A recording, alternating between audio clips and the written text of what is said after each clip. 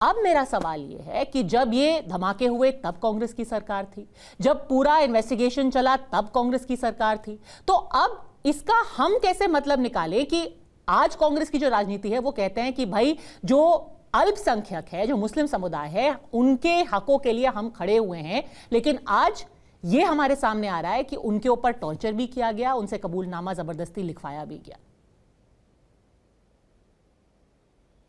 मैं आपने सही कहा, आपने हाईकोर्ट के जजमेंट के पैराग्राफ नंबर 1481 के पॉइंट नंबर 10 का आपने जिक्र किया।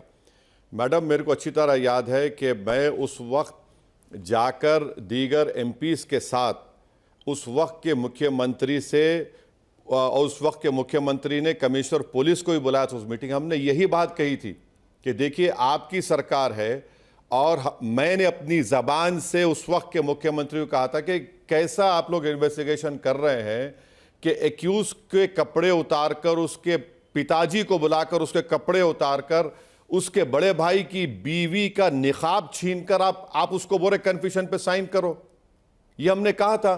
तो यकीनन उस वक्त की जो पार्टी, रूलिंग पार्टी थी, जिसमें आपने सही कहा कांग्रेस भी थी और इस वक्त की शरद पवार की एनसीपी-एस भी थी, तो उनको तो जवाब देना चाहिए। ये सवाल आप उनसे पूछिए और उनको बराबर जवाब देना चाहिए। मेरा डिमांड ये है कि ये एक्यूज को तो कुछ, उनको तो एटीएस को माफी चाहनी चाहिए उनसे, क्योंकि तो उस वक्त डीसीपी साहब आज के एटीएस के चीफ हैं। आपने जाकर के उनको अवगत कराया कि जबरदस्ती लोगों को डरा धमका के टॉर्चर करके उनसे कन्फेशंस लिए जा रहे हैं, उनका क्या जवाब था जब आपने ये पूरी बातें जब उनके सामने उजागर की?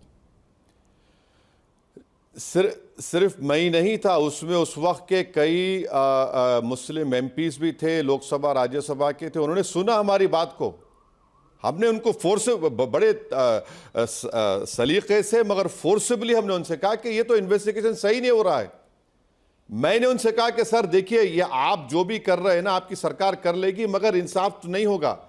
180 लोग जो मारे गए थे, अच्छा उसी जजमेंट में आप देखिए मैडम, उस जजमेंट में लिखा गया कि जो 2-3 दिन के बाद जो विटनेसेस आए थे, वो कहां गए विटनेसेस जिन्होंने कहा कि हमने देखा दूसरे लोगों को? तो ये तो अगर इस तरह का शॉर्टी इन्वेस्टिगेशन होगा तो फिर क्या होगा बताइए। मक्का मस्जिद में भी ऐसी हुआ, आप अपील नहीं किए।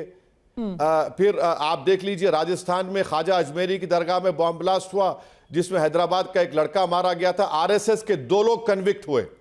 वो लोग जब गुजरात गए तो उनको प्रोसेशन में लेकर चले गए। तो अगर टेररिज्म को इस्तेमाल किया जाएगा सिर्फ एक मुस्लिम समाज को बदनाम करने के लिए, तो फिर ये तो इंसाफ नहीं होगा ना। मुझे डर इस बात का है कि जिन अपराधियों ने जो बम ब्लास्ट किया वो कहां है, वो हो सकता है कि फिर वो करेंगे, भारत के कई लोग मारे जाएंगे उसमें।